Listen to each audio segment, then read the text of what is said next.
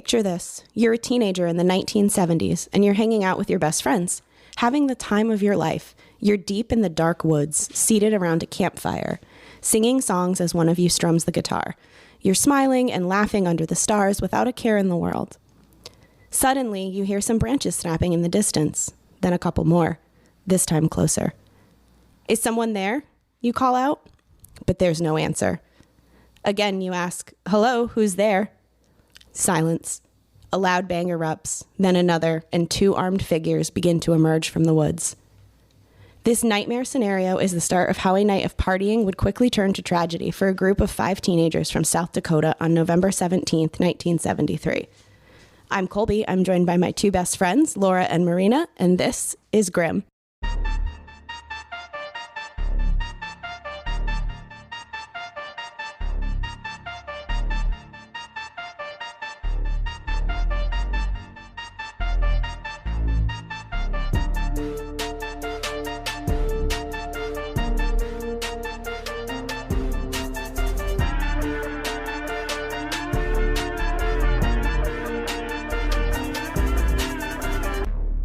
Oh boy. Oh boy. I am excited because I feel like we always talk about bad things happening in the 70s, and now it really is, and I'm very excited to hear about it because we know nothing about this case. No, we don't. I'm excited but also scared because I do like to have fall fires, and when my husband goes inside to go to the bathroom, I sit there hypersensitive listening for a noise 6 miles away, freaking myself out. Yep. So I'm sure I'll be thinking about this case during this fall.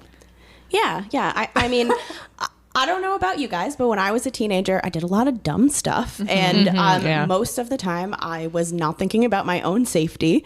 But every once in a while, you kind of end up in one of these scenarios and you just like tell yourself that it's your imagination running wild. Absolutely. Because usually it is. Exactly. Yep. I feel like that's not the case here. It is definitely not the case here. So today we're going to talk about the 1973 Gitchie Manitou murders, which took place in an Iowa state park of that same name. So I had heard about this case while I was mindlessly scrolling through Facebook one morning, as one does, and there just happened to be a post about it in one of my true crime groups. And one of the reasons I gravitated towards it is I just came off of researching the Marvin Heemeyer case, where we had a man who was a criminal, right, by the definition of what he had done. He committed crimes, and people viewed him as a hero. This case, there is one survivor from the attack, and she's actually treated like a villain. So I thought it was like a good, like yin and yang, like a little bit of balance to the cases that I did back to back. So that's why I selected it. That's fascinating. I'm knowing nothing about this case. I'm trying to figure out how that is possibly the outcome of this. What's the name of that state park? Gitchie Manitou. Is that like Gitchie, yeah, da-da? That is exactly what I thought. Rio Lady Mama. No, it's not like that. I'm be- very sorry I did that to our listeners. It had to be unleashed from my brain. I had to get it out. Okay. We also haven't sung on the podcast in a while. It's been a while, yeah. I even gave you the opening, and I don't remember what case, but there was no body, no crime. And I didn't do it. No. No body, no crime. Thank you. Okay. Let's see what songs you come up with this case. Proceed. Proceeded. Okay. So before we jump into the details, I want to give a shout out to the Most Notorious podcast. So they had an episode where they conducted an interview with author Phil Hammond, who, along with his wife Sandra Hammond, actually wrote a book on this case called The Gitchie Girl. I found out about the book a little bit too late, so I didn't have time to read it. So I really appreciated an hour-long interview with its author to be able to just get some insight that he shared in the book itself. That's probably why this episode will be around an hour versus 3. Yes, because I don't have all the notes from the book. Yes. I thought this was funny to do. I also watched a bunch of like news clips, but they're more modern day, like the 40th anniversary of the killings, 45th.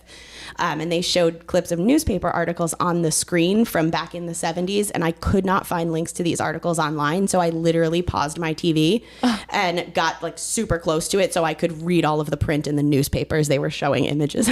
That's amazing. In case you were wondering what kind of research we do for this podcast, it is things like that. Yes, in case you wanted to know how psychotic we are. It's that level. Yep. All right. So what I want to do for this case is I had shared there's one survivor. So I want to tell most of the story from her perspective. Okay. I love it already. All right. So I think you guys ready to meet Sandra Cheskey? Ready. Yes. All right. So Sandra Cheskey was born on September 1st, 1960, to parents Dolores and Cameron Cheskey. She was the youngest of their 4 children and their only daughter. Their marriage was not one that was destined to last, unfortunately. And Dolores and Cameron often fought over finances, and they decided to split up, leaving Dolores to raise the children as a single mother. Not a small task, right? There's 4 children. Wow. So Dolores works long hours to make ends meet. She even goes back to school for nursing so she could try to have a better life for her and her children. Jeez. But working full time and being in school, she does not have a lot of time to focus on her kids. So her parents actually offer to help raise the children until she's done with school. Wow. Which I think is very nice. Yeah. So when Sandra was only about 18 months old, she went to live with her grandparents on a farm. Farm life wasn't easy, but Sandra was young enough where I think she kind of just got to enjoy the animals and fell in love with them. Yep. Her older brothers definitely put in some long hours working on the farm. When she turned 4 years old, I don't know exactly why, but her and her brothers were able to go back to live with their mother. I'm assuming she finished school, but I'm not entirely certain. And when Sandra herself started school, like kindergarten, her mother had actually met a new man and was remarried to him. But unfortunately, he didn't have much of an interest in her children, to the point where he just really didn't even want to raise them or be around them. So Sandra said she mostly tried to stay out of his way, and she wasn't a problem child herself. She was never in trouble, which made it really shocking when she came home from school one day to be told that her and her brother Bill were being sent to live in foster care. Sandra later found out from a family member that there was an alleged drinking problem at the home, and that's why she was in foster care. But Sandra didn't drink. She didn't think her brothers did, and she doesn't remember her stepdad having a problem with alcohol. So she actually thinks it was a lie that they fabricated just to get the kids out of the house so they wouldn't have to deal with them. You can't just give kids back.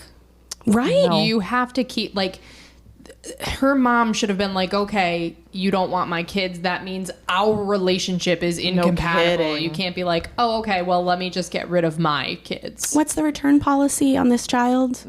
Probably easier than your There's tub. a small window. There's a small window where you could drop them at the firehouse, no questions asked. But it's well before 5 years of age. I could tell you that much. And it's messed a up. bummer because I was really rooting for the mom until then. Right? I was yeah. good for her. Going to school. That's unfortunate. That's messed up.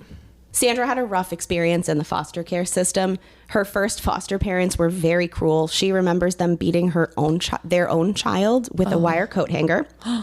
And when she saw that, she called her mom, pleading, please get me out of here. Please let me come home. She didn't get to come home, but Sandra was placed in a second foster care home, which they weren't abusive, but they basically treated her like an unpaid maid or servant. So it wasn't a better environment for her. Jeez. She was separated from her brother, so he went to a different home than she did. And for what it's worth, Bill did have a much better experience in the foster care system. He was placed with a police officer, and the family treated him very well. And how old was Sandra? Right. Sandra was 5 years old when she would have been placed into foster care. So traumatic, being taken from your parents or your mom.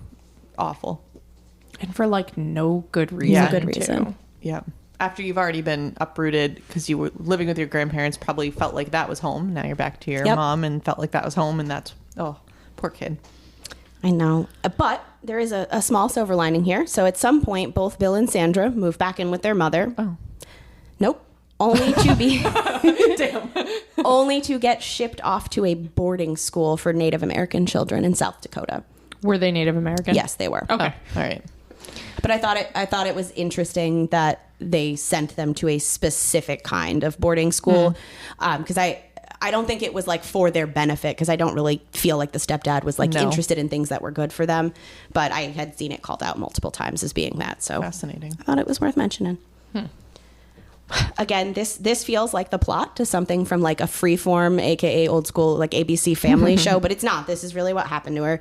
She said that the faculty at this school were unnecessarily cruel, and they would often tell her things like she will never see her home again. She will never see her parents again. What? So still not a good environment that Sandra is finding herself in. And her parents are paying for that?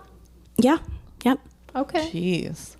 So when the school term ends, Sandra and Bill get to go back home, so they're not stuck at this boarding school indefinitely. And understandably, Sandra begged and pleaded with her mom to please get them out of there. And you know what? It worked. Her mom was like, okay, you don't have to go back to that boarding school. But instead, She uprooted the family and moved from where they were in Minnesota to the small town of T, South Dakota. Did the stepfather go with them? Yes. Okay. I believe they moved because they wanted to have a fresh start somewhere else. So it was just I don't have a better explanation than that. I think they moved for a fresh start. Yeah. But she doesn't really need any more of those. No, I think she she's doesn't. had plenty. I don't get that whole fresh start thing, but that's just me. I think it's also called running from your problems. Yeah.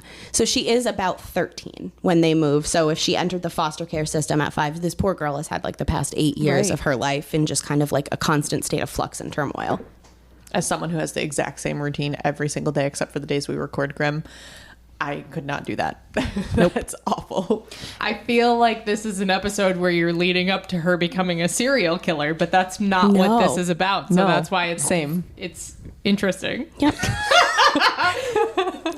It is interesting. Yes, I know. I think we need a thesaurus. Yeah, I say, sorry, gremlins. Interesting is my favorite word. This is interesting. All right. So I was actually inspired by you because in the Toy Box Killer episode, you went into like how Truth or Consequences was a weird name for a town. And I was like, I think T is a pretty weird name for a town, like TEA, like TT. Oh. And so, fun fact, that town got its name because it was originally like a railroad outpost and they wanted a post office put there. So you have to have a town name to have a post office, apparently. Makes sense. Mm-hmm. And so the people who lived in that area wanted to come up with a list of 10 names and basically put it to a vote. They could only come up with 9 names. And for the 10th one, somebody suggested T because there was a big German population in the area. And I didn't know this, but I guess afternoon tea is a big tradition for Germans. So I think they couldn't come up with anything better. And they were like, well, it's probably time for afternoon tea anyway. Tea, anybody? And it just stuck. So the town was named T. I think what we've learned from this is that people need to stop naming their own towns. Yes. It does not work. Or boats. Towny McTownface. I would respect Towny McTownface. I would move there. I'd get a fresh start in Towny McTownface. T for short. That works. I know, that's why I said it. All right. So shortly after she moved to T, Sandra went to the drive-in movies with a friend, and she saw, and I quote, the most handsome man she has ever seen in her life. This was Roger Essam. Roger noticed her as well, and the two quickly got to talking. He asked for her number, and of course, she excitedly gave it to him. The first time he called her, the two talked on the phone for over an hour, which, aw, young love. Remember those days? Now, I know. Now I'm like, if you call me and it could have been a text, I'm never picking up your phone call ever again. Yep, exactly. That's where I am. Sandra was only 13 years old at the time. Roger was actually 17. So Sandra kept her age a secret from him because she was afraid it would scare him off. Rightfully so. Okay. I see Laura's face right now, but I will say when I was 13, I was dating a 17-year-old. And there was nothing like nefarious about it. I think that girls mature much faster than boys. True. I was not willing to slum it with the 13-year-old boys. That's fair. Yeah, all right. And he was very nice and respectful. He did not try anything. Okay. So it was not hard for Sandra to fake being older because I looked at photos of her and I would have guessed she was 16 or 17 in the photos. She was absolutely beautiful and she just looked like much more mature and just more put together than like a 13-year-old would. The two clicked really quickly and they went out on a couple of dates, usually with Roger's friends present. His pal Stuart Beatty had a van and he didn't really seem to mind driving the teenagers around. So they all kind of hung out around this van and, you know, they went to each other's houses. So I got very big That 70s Show vibes when I was researching like the friendship these guys had. It seemed like things were just falling into place for Sandra. Probably a really welcome change given her rocky beginnings. True. Yeah. We know that doesn't last long for anybody, though, unfortunately. Not on this show. Nope. On the night of November 17th, 1973, Roger invited Sandra to come hang out with him and his friends. The plan was going to be for them to go to Gitchie Manitou State Park, and they were going to sit around a campfire and just have a chill night out. Sounds great. Sandra's brother Bill didn't have any plans for the night, so Sandra asked Roger if Bill could come along with them, to which Roger was like, yeah, sure, why not? Roger told his friends, and he was like, okay, Stuart's going to come pick you both up. We'll come get you in the van. The boys arrive, and just as Sandra and Bill are getting ready to get into the van, one of Bill's friends pulls up, and he tells him about this party that's going on, and the girl that Bill has a major crush on is going to be at the party. So Bill is kind of like, oh, Sandra, like, are you going to be upset with me if I bail on you? And she was like, I totally get it. Like, go get your girl. I'll see you later. Oh. What Bill doesn't know is this is literally a decision that saved his life. Oh. So Bill ends up going off with his friend to this party, and Sandra and the boys head over to start their evening at the park. So speaking of the boys, I think it makes a little bit of sense to introduce them a bit more now. So we talked briefly about Roger Essam, who was Sandra's boyfriend, and he was 17. Stuart Beatty, or the driver of the van, was Roger's really close friend. Stuart was 18, and he enjoyed playing the guitar, and he loved to sing. His dream was to be a rock and roll superstar someday. Dana Beatty, Stuart's 14-year-old brother. Dana loved his brother. He absolutely idolized him, and the two were really close, like almost more like friends, given, even though there was a 4-year age difference between them. Dana was actually learning how to play the bass so he could be more like his big brother and jam with him. The past tense is killing me. I know. Well, just think of it as the past tense because we're in the past so far. Okay. And finally, to round out their group, Mike Hadrith. Mike was Roger's neighbor, and despite being a couple years younger than Roger, Mike was 15. The two had always been really good buddies. Mike was very athletic. He played basketball and baseball, and to this day, he actually holds the record for the most pull-ups done in the presidential fitness test for a grade or a middle schooler, and he did 43 of them. Wow. Jeez. You can't do one. Nope. I would just hang there until my arms gave out and then I'd be like, does that count? So the park that they're on their way to, Gitchie Manitou State Park, it's a 91-acre nature preserve in Lyon County, Iowa, which is located in the extreme northwestern corner of the state, very, very close to the South Dakota border. So the closest city is Sioux Falls, South Dakota. The preserve is well known for two different reasons. First and foremost, it has Native American burial mounds there, which actually makes a lot of locals suspect that the park is haunted or cursed in some way, shape, or form. Yeah. I don't disagree after what happened there. Uh-huh. The second thing the park was really well known for was it had an abundance of Sioux quartzite, which is a smooth pink-colored bedrock that's a popular construction material in that area. And fun fact, I genuinely thought this was fun, it is the oldest exposed rock in the state. Oh. But what it also means is that a lot of the campsites at the park are surrounded by natural wall type formations. I hate everything about this. Just thinking I mean, if you were camping there, that would be great to have some privacy from other campers, right? Yeah. Except for when you're being attacked in the dark woods. But I mean, privacy's good. Yeah. Local teenagers knew the park for something else, though. Oh. They knew it as a popular place to drink beer and party with your friends. I'll say in this particular case, I don't feel like these teens were going there with an intention of partying in the woods. Like, they were all really good kids from good families. Not that people who party aren't good, but none of the boys had like a criminal background or were ever in any kind of trouble, and they didn't have any alcohol at the park. The teenagers got to the park around 10 p.m. and parked the van in some tall grass near a stone shelter before wandering southwest down a narrow path. They settled into a campsite that was approximately 30 yards away from the Big Sioux River, which ran through the park, and then the spot they picked was framed by those natural quartzite walls I just mentioned, and they're about 7 feet tall. So it does sound like a beautiful landscape there, right? You've got this nice campsite, you've got some privacy, you have the river within viewing distance of you. It really sounds like a great place to party. I totally get why they would party there. Mm-hmm. So the teens quickly got to work gathering wood, and they lit the fire. Stuart pulled out his guitar and they started singing. Sandra cuddled up to Roger, just kind of soaking the moment in. After 20 minutes or so, they started to hear leaves rustling and sticks snapping. I don't like that. It sounded like something or someone was coming towards them. Roger called out asking if anybody was there, but he got no response.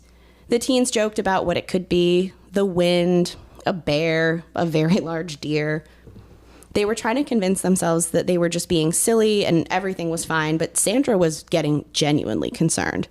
So Roger, being the good boyfriend that he's going to go check and investigate, right, to try to make Sandra feel a little bit better. So he gave her a kiss on the cheek and he got up to investigate, again calling out like, hey, is anybody there? Suddenly, two figures appeared on top of the quartzite walls, and then a gunshot rang out. Roger fell to the ground. Another shot rang out, this time hitting Stuart, who also fell to the ground. Oh my God. Stuart was screaming, "I've been shot. It hurts. It hurts." Roger was completely silent. Oh, no. Dana took off running into the woods, and Sandra was kind of just frozen in place, trying to process what was going on. Mike Hadworth had noticed this, and he actually grabbed Sandra and brought her into the woods and put her behind a tree and told her to stay there. The two of them were kind of going back and forth, trying to figure out, like, what do we do? Who are these people? But by now, a third man actually emerged from the woods, also armed with a shotgun. One of the men says that they are cops, and this is a drug raid. What? So Stuart had the tiniest little joint of marijuana on him. Like, I am talking very teeny tiny, like not anything where these kids were going to party. Again, like, it's the 70s. Right. They're into rock and roll. Like, I think this was like pretty harmless. So the men tell the teens that they got to come out of the woods with their hands raised. And the kids are like, they're cops. I guess we have to come out of the woods. So they comply. But Mike is kind of suspecting that something's not right here. He's older than Sandra and Dana. So, you know, he's just not accepting this. They just shot two people. Yeah, I was going to Yeah. say, the cops don't come out shooting God. for a drug raid, Yep. like a joint. So as Mike walks out of the woods, he says something like, "Who the hell do you think you are shooting at us?" Because Mike's like, "Cops can't shoot you for this," which makes one of the men fire a shot at Mike, hitting him in the arm. Mike falls to the ground, and almost out of instinct, so does Sandra. To be clear, Sandra was not hit by this shot. The men walked over to the two of them and kind of like, you know, kicked at them and said, "Stop playing dead. Like, you know, you guys are being over dramatic. Get up." So Mike is wounded, but he's still able to move. And the three men make Dana, Mike, and Sandra start marching back towards the van at gunpoint. Sandra says that they kind of like meandered through the park a bit, so it didn't seem like they had a particular plan for what they were going to do next. They even went and had the kids line up along the river with the men behind them. So they felt like if something bad was going to happen, like they would have killed them there, right? But they didn't. Instead, they had the teens continue walking up towards the van that they arrived in. When they arrive back at the van, they notice that there's now a pickup truck next to the van, but it's not like a marked patrol car or anything like that. It's just a pickup truck. The men again tell the teenagers that they're in trouble for having marijuana and being out in the woods. They reiterate that they're police officers and this is a drug bust, and they say that they're going to take the boys to the station in the van and that Sandra will be going with a man called the boss. No. They tell the teens that they only shot their friends with a tranquilizer gun. They were both fine and they were going to be brought to the station. Huh. It was dark, so I don't know how much detail they could see. They ran into the trees, so I know Mike and Roger are on the ground. Roger did say he got shot, although I got shot with a tranquilizer. And there's so much going on, and you're probably completely disoriented and freaked out. Like you're not even registering, I think, probably what's happening.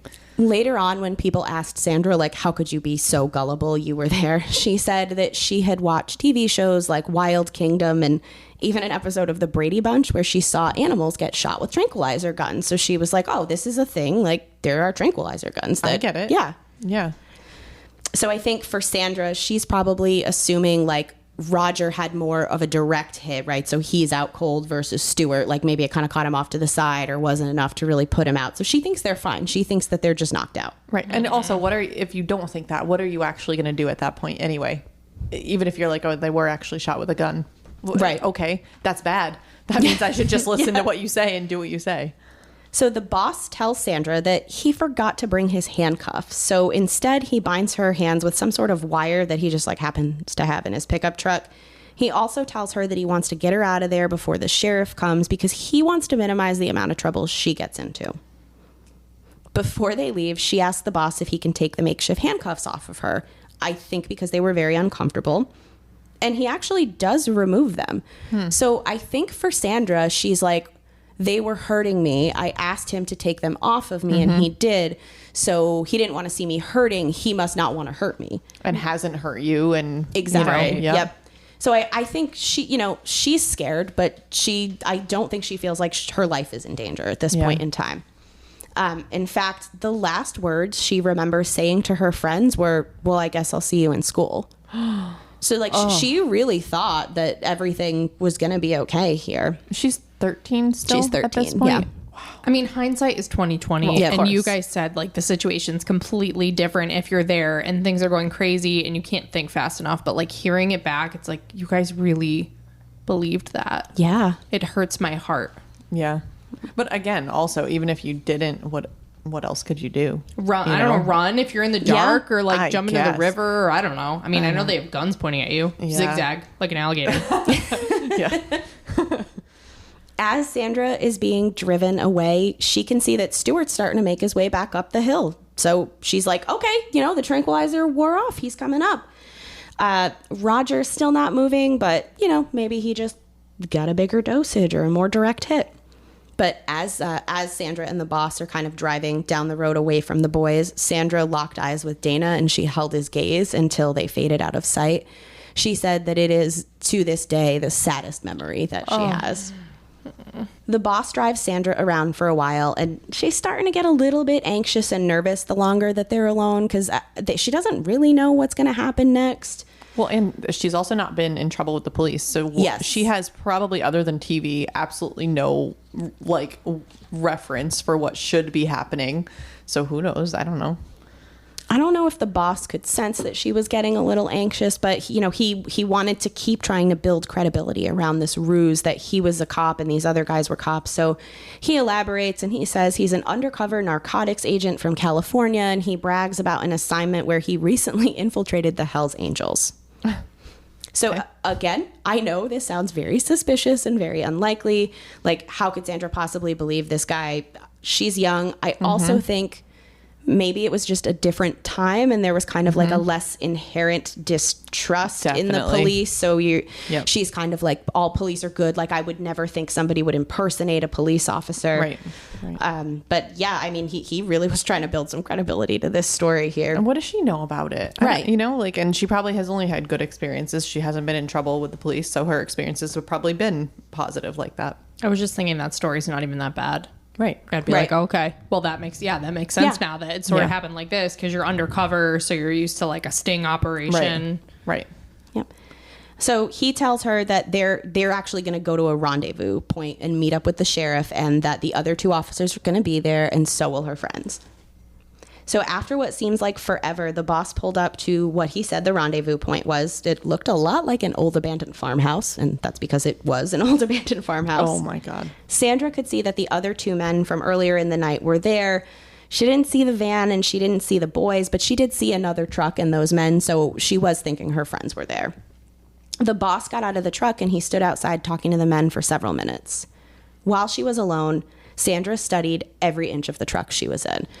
She wanted to remember every detail. She focused on the color of the speedometer glow, the shape of the glove compartment, the inspection sticker in the window. What was the date? What was the color? Are there cracks or imperfections in the windshield? So I don't know if subconsciously something kicked in, Yeah. but she was working on committing the details of this truck to memory. It's so smart. When the men were done talking, a different man, so not the boss, got into the truck with Sandra. Trigger warning for anyone that is sensitive to the topic of sexual assault. I was afraid you were going to say that. Yep. This man ordered Sandra to take her clothes off and proceeded to violently rape her. Oh no. During the attack, he elbowed her in the face. He knocked her head against the door of the truck several times. She was not fortunate enough to pass out or lose consciousness, so she was conscious for the entire attack. Once he was done, the two men, this one included, got into a car and drove off, leaving Sandra and the boss alone at the abandoned farmhouse. The boss got back in the truck with her and he said something like, well, that wasn't so bad now, was it? I think Sandra would strongly disagree. That No was so bad. kidding. Yeah. But instead, she just tells him that she was a virgin. The boss kind of scoffs and is like, yeah, sure, okay, you were a virgin. But at this point, Sandra turns to him and she says, no, I'm not lying. I'm only 13 years old. The boss just glared at her, and she could tell that he was genuinely shocked by how young she was. Because remember, she looks like Yeah. she's 16 or 17. Not that that makes it any better. No. He then tells her, after a long period of silence, that they need to get out of the truck and go check the farmhouse for critters. He grabbed a hatchet from the back seat of his car and motioned for her to get out. She gets out of the truck and makes it to the porch of the farmhouse before she runs back to the truck. After what had just happened to her, she is absolutely terrified and she thinks that the boss is going to kill her. And she's not wrong. That was his intent. She's sobbing hysterically and she's saying that she doesn't want to go into the creepy house. She doesn't want to go. And rather than trying to convince her to go in again, the boss sat silently for 5 minutes just watching her. Oh, fuck. Eventually, he asks her, "Where do you live? I'll take you home." So she tells him and they drive off. And as they get closer to her home, he pulled off to the side of the road and he said, if she ever tries to tell anybody about what happened that night, not only will he kill her, but he will kill her entire family, which he now conveniently knows where they all live. Oh. Sandra said she understood and he must have believed her because he got back on the road and continued to her house. When they arrived at the house before she could get out of the truck, he asked her for her phone number and said that he would be in touch with her in a few days and they could get together. What the fuck's happening? Yeah. So Sandra, in her state of like panic and just what is happening, actually gave her real phone number. She did not have, right. She didn't think about giving him a fake one. 8675309. So now this man has her phone number and he knows where she lives. Oh. But he lets her walk out of the house or out of the car and into the front door of her house. It's between 4 and 5 a.m. when she gets there, and her mother's usually up for work within the next hour, but Sandra's kind of playing over the details of the night and this man threatening her life, and she decides she's not going to tell her mom anything that morning. Instead, she wakes up one of her brothers. I'm assuming it was Bill, but I don't actually know if it was him. She tells her brother about what happened in the park, and she also asks him if cops would rape her. Oh my God. Her brother is like, no, that does not sound like something a cop would do, and he tells her she has to report this. Oh, good Bill. Sandra goes to bed, and when she wakes up, she calls a friend of hers to tell her what happened. I think she just wants to get like a second opinion. While she's waiting for her friend, she tries calling the boys, but she doesn't have any luck getting in touch with any of them. Her friend arrives and Sandra tells her exactly what happened. And her friend basically echoes her brother's thoughts. She's like, yeah, we got to go report this right now. So the two girls hitchhike to the Sioux Falls police station. The 70s, man. I would be terrified to kidding. hitchhike. Yeah. Like absolutely terrified.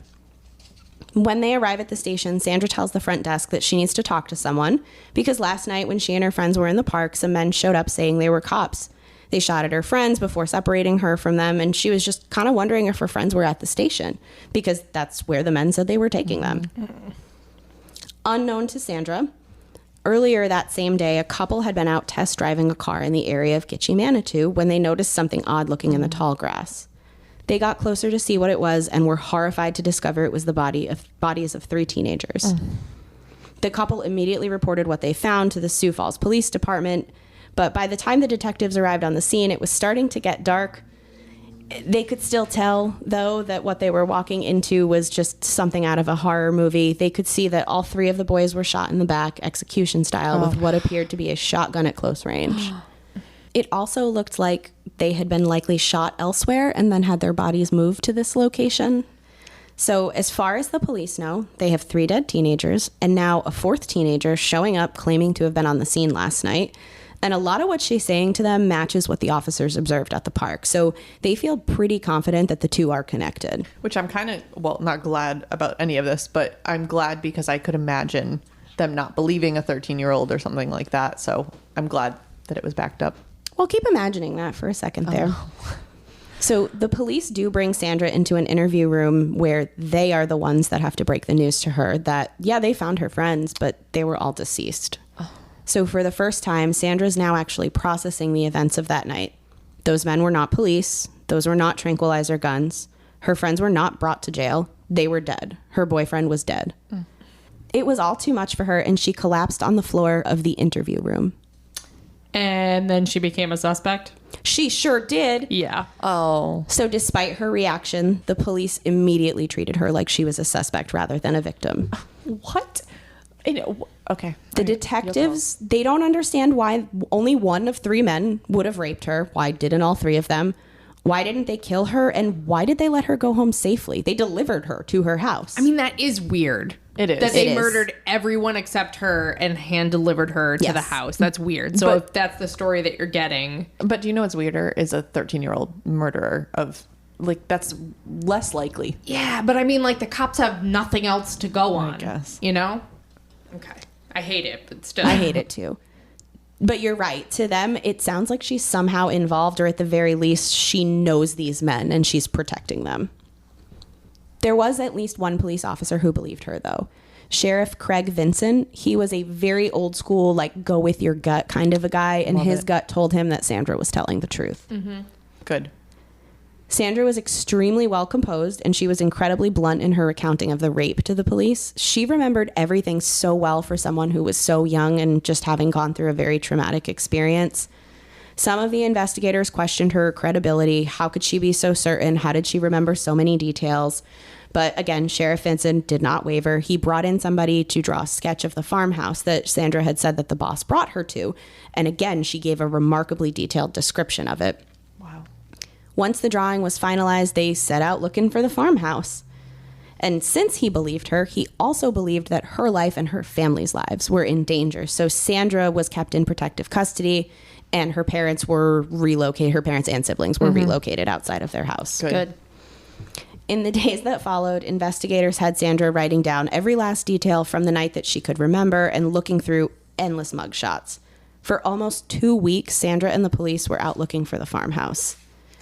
Again, like I had to keep reminding myself that this girl is only 13 years old. She was putting in 12 to 14-hour days right alongside these officers to try to figure out what happened here. And what a traumatic, like she's not healing during this time. She is right in the moment. She can't move on. She's, this poor kid. You know what, though? That maybe that was better for her because it gave her purpose and meaning, and she was trying to help solve this for her friends and boyfriend that she lost. Wow. Yep. That's a really good way to look at it, because I know for myself, like sometimes it's better if I have a distraction. Yeah. Right. I mean, she probably would then have to grieve later as if like whatever time span that was never even happened. But, she had a purpose. Yeah. Many of the officers started getting really frustrated with her because they don't really believe her. They're like, okay, it's been 2 weeks on this. This is just a waste of time. It's a wild goose chase the accomplice of the murderers is putting on. The homicide detectives were so frustrated with her that they would just yell at her and like tell her, you're lying, enough is enough already, basically trying to get her to crack and come clean. But Sandra held strong in her story. She was a victim and she was going to find this farmhouse. She did not even care what anybody thought of her. All she wanted was justice for her friends. Of course. Finally, on November 29th, as Sheriff Vincent and Sandra were driving through the countryside in Hartford, South Dakota. I didn't know there was another Hartford out there. Sandra saw the farmhouse. She had recognized a red gas tank that she had seen the boss use that night, and she was confident that this was the place. She got out of the car, and just as she was getting out, a pickup truck was coming down the dirt road. It was the boss. Sandra recognized him and the truck immediately and started screaming, "That's him! That's the boss!" And she was clearly terrified.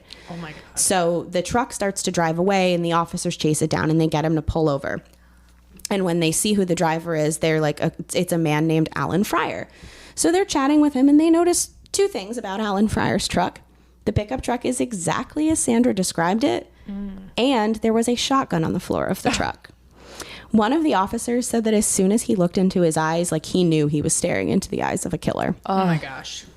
And guess what? Alan just happened to have two brothers, David and James, who Sandra would pick out of a lineup as his accomplices the very next day. Did the boss even kill anybody, or was it just the two brothers? Right? Because the boss was responsible for Sandra and he let her go. The boss did kill somebody. He maintains that he didn't. I will tell you who he killed when we get to the brothers' perspective of the evening.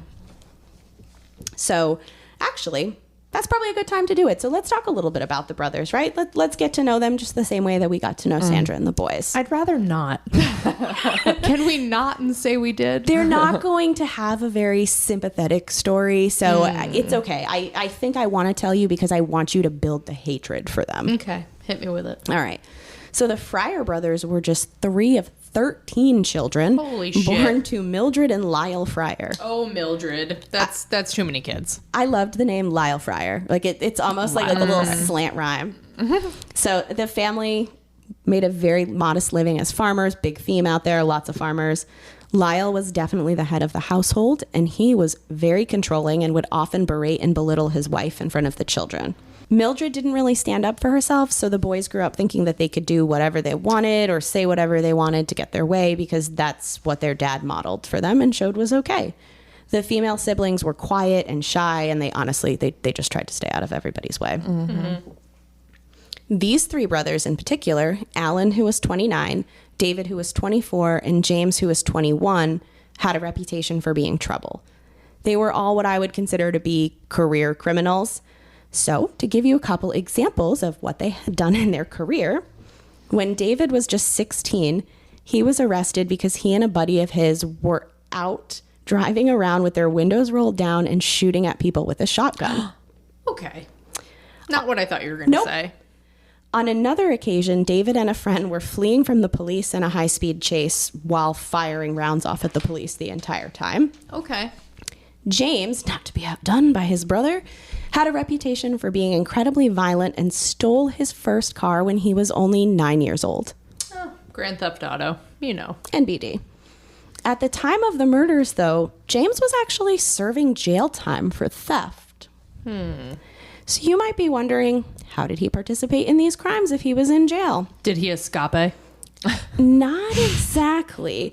So he was in jail for a nonviolent crime, and there was a work release program that he was eligible for. So he actually retained the job he had before he was incarcerated, which was as a tow truck driver.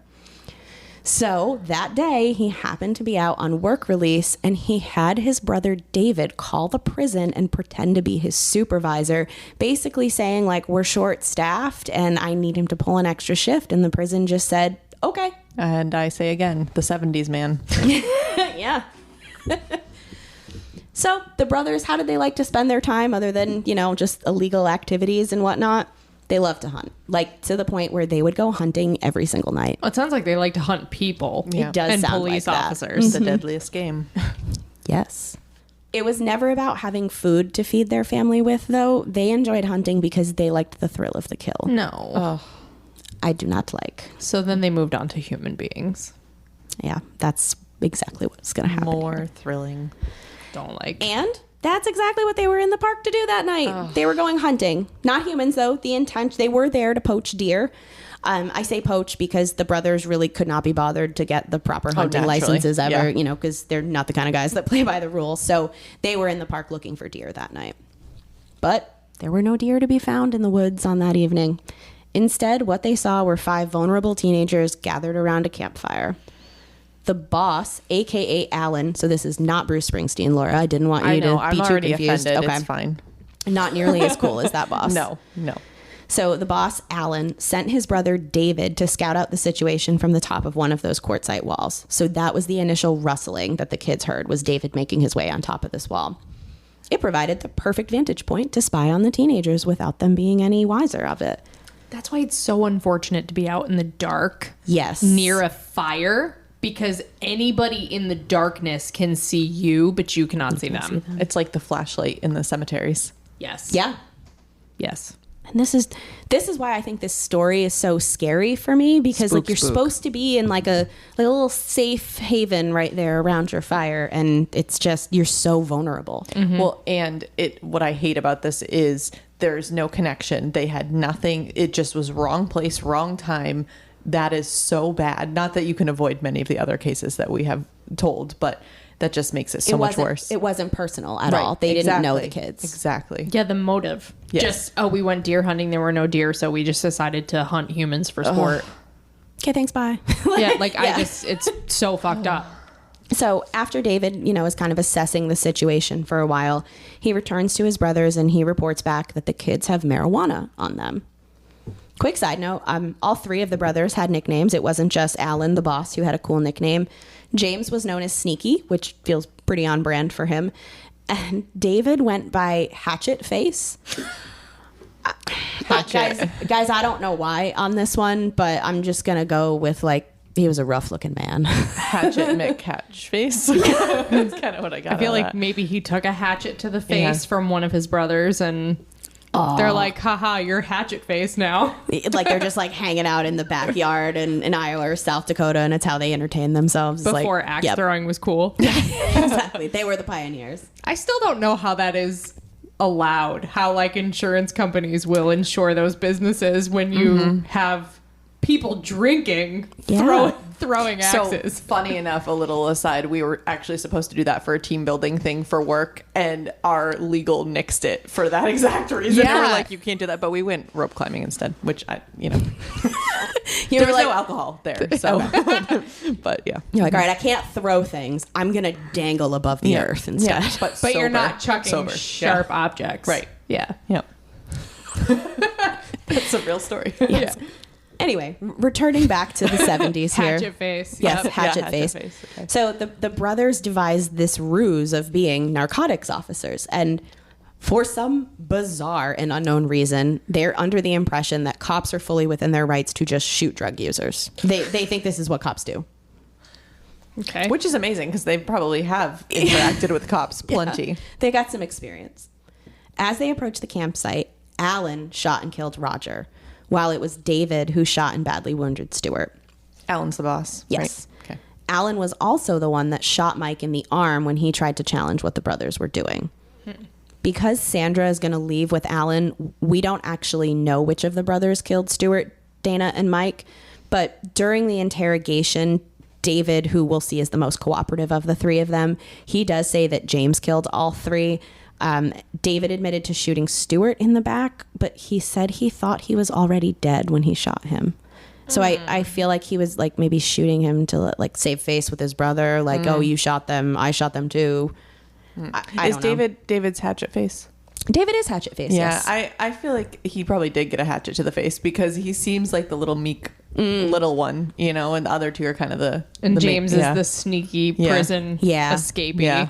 Yep. I believe that James could have killed all three of them because he was the one that had the reputation for being the most violent. But we don't know.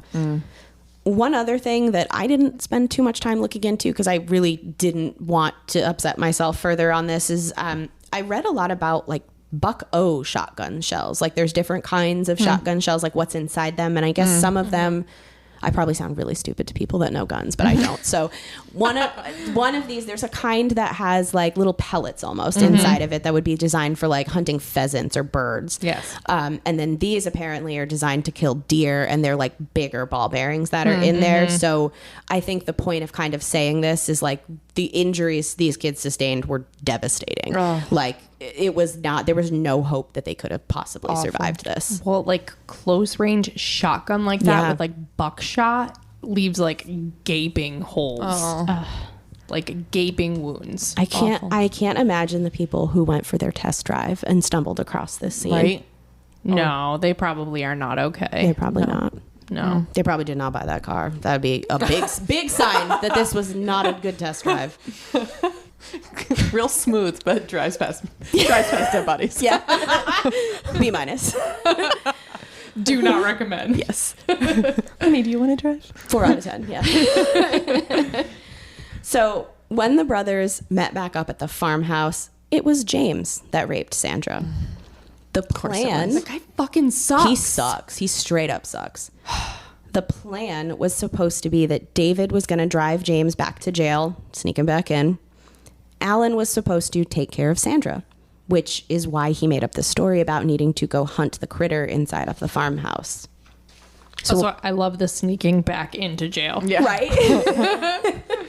It's like those old timey criminals that are like do do do do do, like in their like black and white striped He's things. caught like climbing the fence back into Yeah. prison, which I think that actually happened in Connecticut. Really? There was a guy that was out on one of these like Yeah. lower level offenses, and he like just hopped the fence during the day, and they caught him coming back into the prison. He's like, what?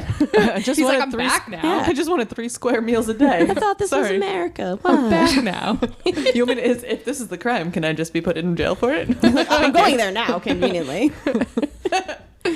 So why didn't he kill her? Yeah.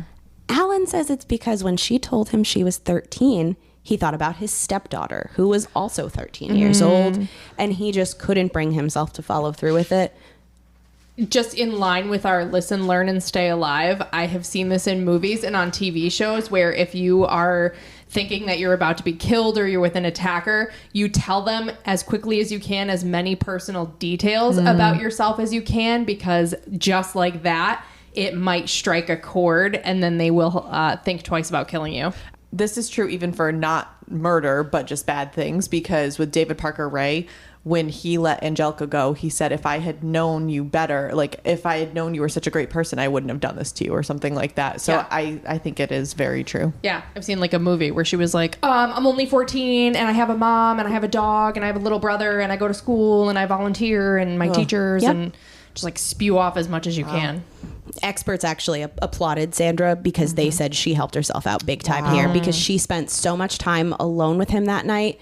And for the most part, she actually stayed very calm, which they said was also important. So she made herself seem like a person rather than a faceless victim. Yep. And she also somehow maintained her composure. Wow. When she was asked how she stayed so calm, she actually credits the boys with why she was able to. She said that she personally believes that they understood the gravity of the situation way more than she did. And she thinks they put on a brave face for her benefit. Like, she said that they didn't really look scared. None of them begged for their lives or anything like that. And she said if they would have shown any signs of anything being wrong, she would have freaked out. Of course. Yeah. And he probably would have killed her if she was being obnoxious and screaming. He would have been like, I can't deal with this. Yeah. So she really thinks of the boys as her heroes. Oh man. See, you just never know like if you got kidnapped, you don't know what killer you're getting, because there's some situations where the victims freak out and scream and that like freaks out the killer and they let him go, or somebody hears them, versus like had she done that, she probably would have died, but because she stayed calm, he let her live. So like it's honestly when it's your time in that situation, because there's no rhyme or reason to these situations. You just do what you can. And I have a question. In the beginning, you said she might get blamed, or is that what we talked about, where the police thought she was the responsible for it and an accomplice? Yes, and we'll talk a little bit about how the public treated her through all of this. That's what I was wondering, if there was more to that. Okay. Yeah, unfortunately, there is more to that. So let's talk a little bit about interrogating the brothers, because now we kind of have their side of the story, high level from their perspective. But what did they say in one-on-one conversation with the police? And this is rich, so get excited, guys. What happened last time? We were in a case where there were 3 suspects. They all pointed the finger at each other and they said, I was there, but I didn't do it. Yep. That's the exact situation that we have here. Classic. That's classic. Yep. Classic criminal. Alan initially denies the entire thing. He's like, no, I wasn't there that night. They're like, bro, your nickname is the fucking boss. Shut up. The police, obviously, they don't buy this for a multitude of reasons.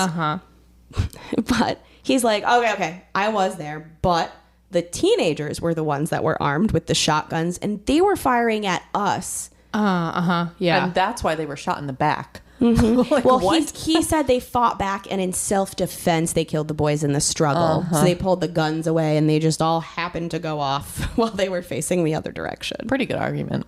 I mean, they left a witness alive now. Yes. And now that they have the perpetrators, like, it's just not going to match up for you. It's not. And you know what? The police still are not buying this version of the story. So one thing that doesn't help Alan is that David has already told the police exactly what's happened that night. So they know, but Alan doesn't know that they know. So finally, Alan admits that he was there, but he maintains he did nothing wrong. He did not kill anybody, which, liar.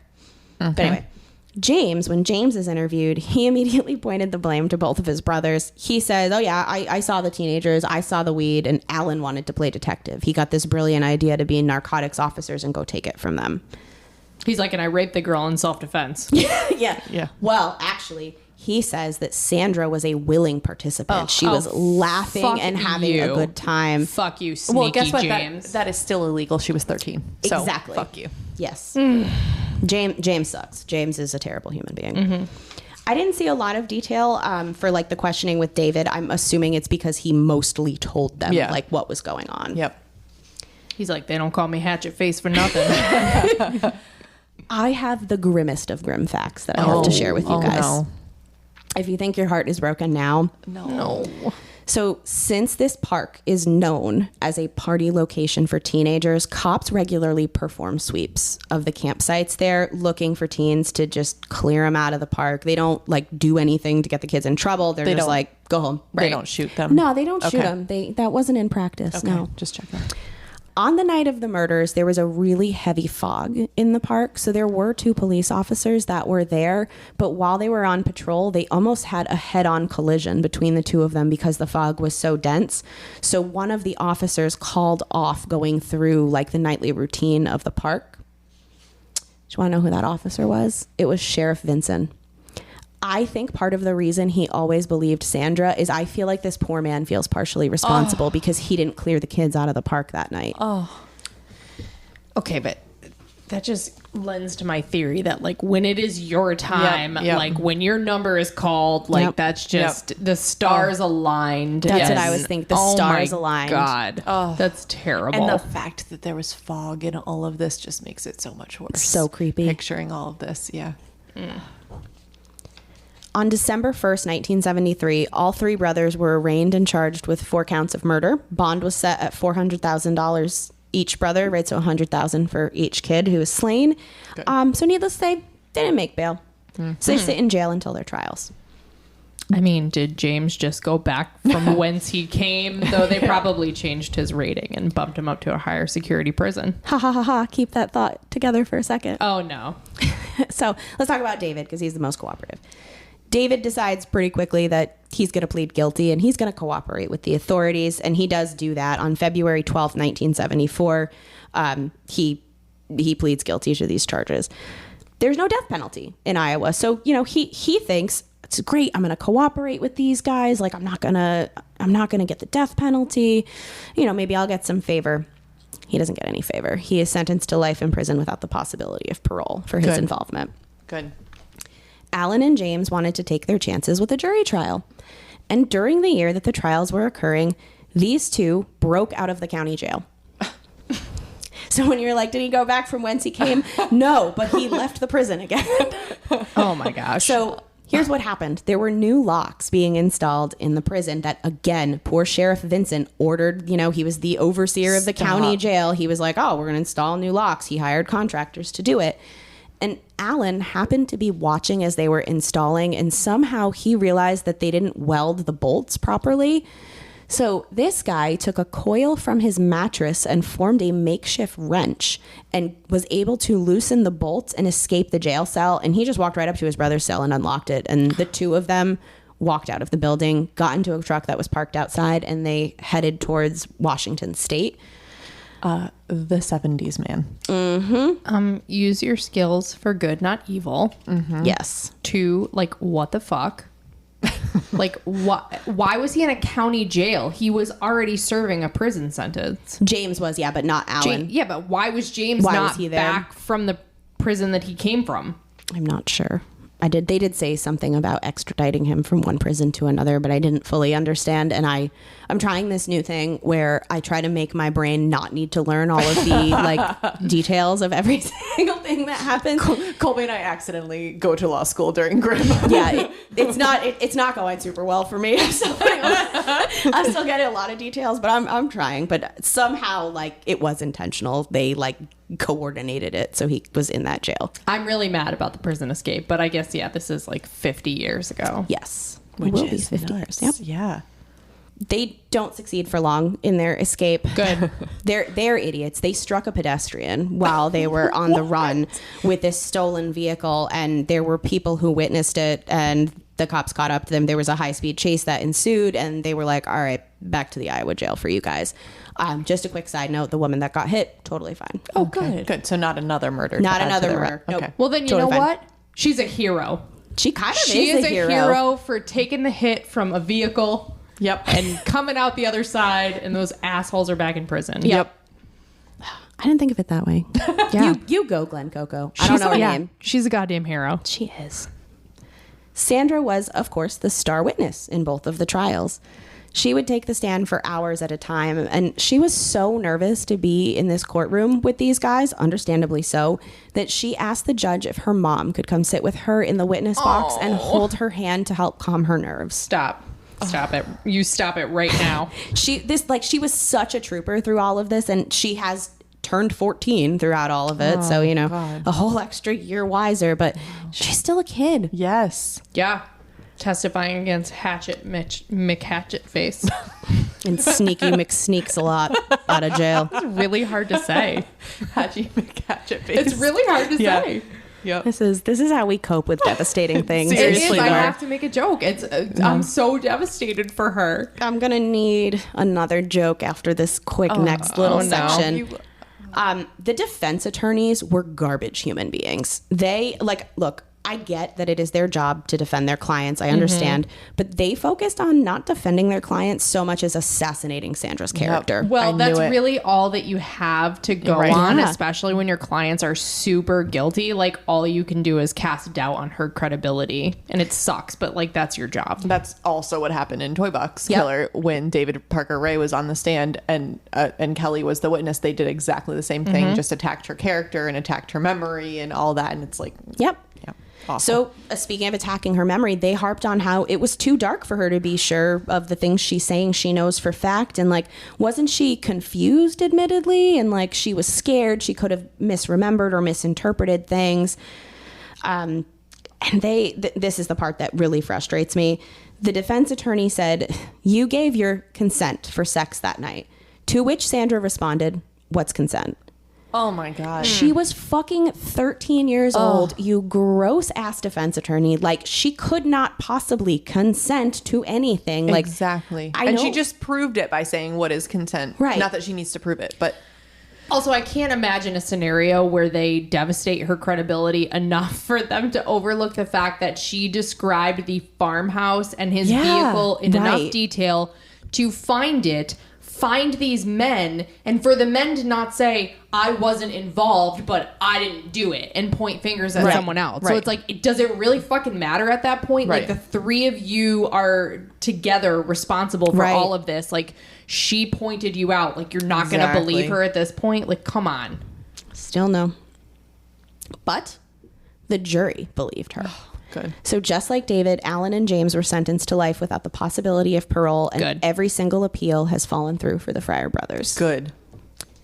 Alan is serving his life sentence in Anamosa, Iowa, while David and James are currently serving their life sentences at Fort Dodge Correctional Facility in Fort Dodge, Iowa. I have a fun little grim petty fact because I love my pettiness here. So for almost 40 years, the three brothers were actually all together at the same prison. But right around the time where Sandra decided that she wanted to participate in the Gitchie Girl book, she decided that she wanted closure and she wanted to go talk to the men in prison and ask why her friends had to die that night because she felt they owed her that, and agree. Okay, this is actually like a criminal justice concept. It's called restorative justice, where the victims and the perpetrators sort of speak to each other, and it helps give the victims closure. And when the offenders take responsibility for their actions, like everybody heals from it, and it helps rehabilitate the offenders, and it helps the victims cope with their circumstances. So, I mean, good for her. Yeah. There's not a lot of victims who could really come to terms with that, Seriously. but good for her. Wow. So Alan was the only one of the three who agreed to meet with her. David and James wanted nothing to do with speaking to this woman. And here's the pettiness. When David and James found out that Alan was like, okay, yeah, I'll talk to her, they requested a transfer and they were moved to another facility. So they were like, boy, bye. Like, you kept this girl alive, and that is the reason why she's in here. And now you're going to talk to her. True. So they just ditched him, basically. Wow, I guess she lucked out having the boss in the truck that night. I think she did. If it was James or David, she'd be dead. I think so too. Yep. Wow. So what was the motive for all of this? Like, They're pieces of shit. yeah. Yeah, Well, they were bored. You guys jokingly but not jokingly said, they graduated from hunting smaller prey to hunting humans, and like that was one of the theories for why they did this. But I actually kind of believe a second theory that the crimes were sexually motivated, and I'll tell you why. So from the perch on the quartzite, the men had obviously a much better view of the teens than the teens had of them. And with the way the light hit Dana had long hair and he was still young, so he kind of had some like Soft. volume, and he had a lot of soft features. So I believe that the men mistook Dana for female, which would explain why Dana and Sandra were not initially shot at the campsite. And I have no idea what kind of an ID a 14-year-old has, but when Dana was trying to prove to them that he was male, like they made him show his identification to them, and that's when they moved him with the boys the rest of the time. Oh wow. So I think they looked at this campfire, they saw 3 boys and 2 girls and a joint, and they were like, well, let's get their drugs, let's get their girls, and like dispose of them. Yep. And I would be willing to bet this was not their first offense of that nature. Not, I mean, maybe killing people, but probably not with assaulting women. Yeah, I didn't see anything. Like I'm sure it's not. Yeah. I'm sure it's not on the record. I'm just sure that they've behaved poorly. Yeah, one of those situations where they go to a party and somebody's too drunk and they say, "No, I don't really want to," and they're like, "Well, yep."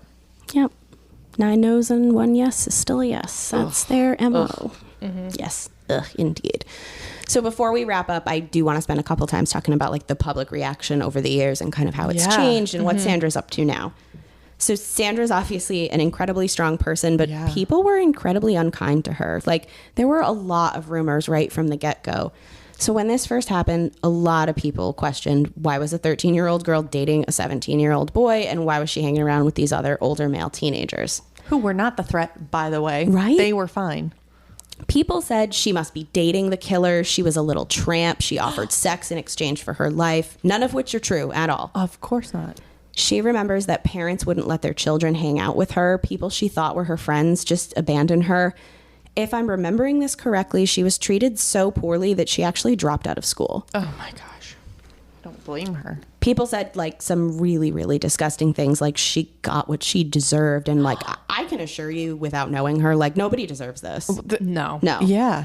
I have one theory. It doesn't justify the behavior, but I feel like sometimes people want to find or make up a reason that it happened because it hits too close to home and they don't want it to be random. They don't want it to be something that could have happened to them. Yeah. You know, even going back to Cheshire, there were all these rumors going around about like how, you know, it could have been they could have brought it on themselves right? Because nobody wanted it to be a random thing that could happen to them. So like if they're saying this girl's a tramp, it's who she's hanging out with, it's you know, she's they're partially distancing. They're trying That's to a make really good it point. They're trying to make it where it's not something random that could have happened to them. Like she brought it on herself. It is much scarier when it's random. Yes. Yeah, that's what I'm saying. Because you can't do anything to avoid it. You know, you can't. Yeah. You're just. I think that's a good point. If it's your time, it's your time. Yeah. Sandra says that she walked with her head down for 40 years. She never, ever wanted to draw any attention to herself. So she, for 40 years, declined every interview request and she laid low.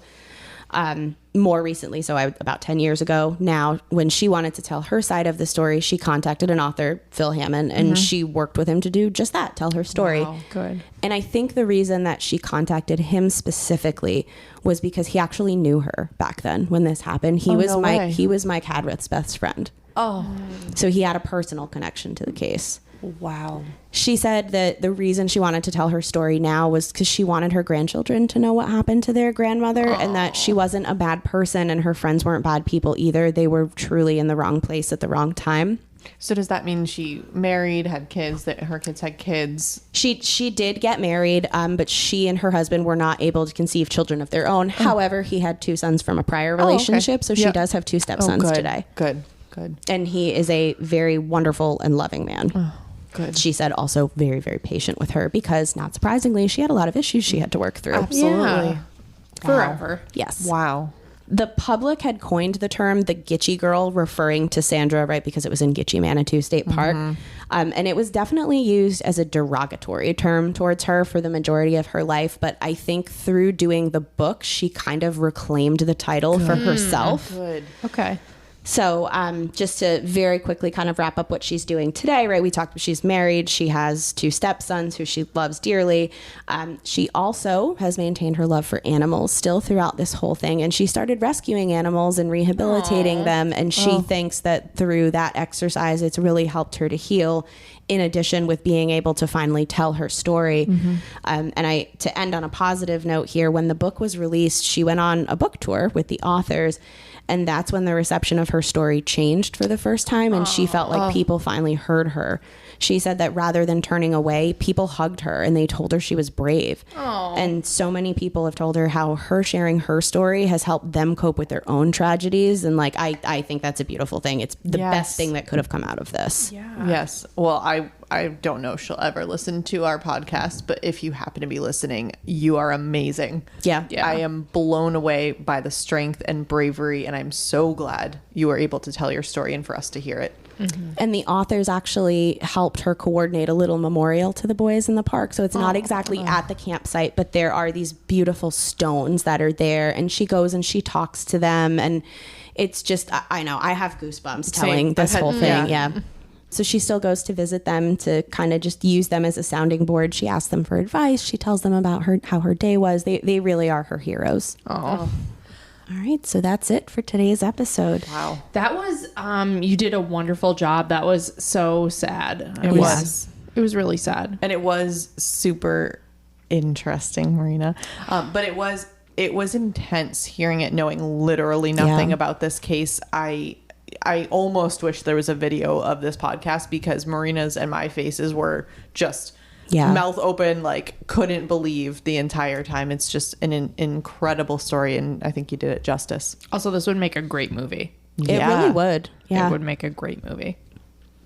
So if you are loving Grimm, please rate and subscribe to our podcast. For those of you who listen on Apple Podcasts, it would mean the world to us if you could leave us a written review. Do it. Yes, do it for us, please. You will make our day, our week, maybe even our month if you do it. For sure. You can follow us on Instagram at Grim Crime Podcast for case photos and to stay current on the latest episodes. And if you want to send us any case suggestions or just say hey, send us an email at grimcrimepodcast@gmail.com. We hope you listen, learn, and stay alive. Until next time. Thank you. Bye.